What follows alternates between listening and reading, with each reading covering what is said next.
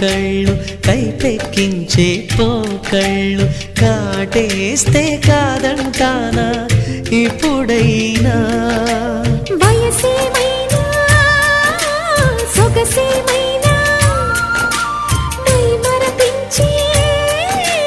మనసేమైనా నవ్వు నవరాత్రి నీ కోసం తీసుకువస్తున్నా మైనా ఏమైనావే మన్మథ మాసం అయినా ఎంతైనా ఇది మెత్తని మోసం తీయనైన తీరిక తీర్చమంది కోరిక నీకు తోడు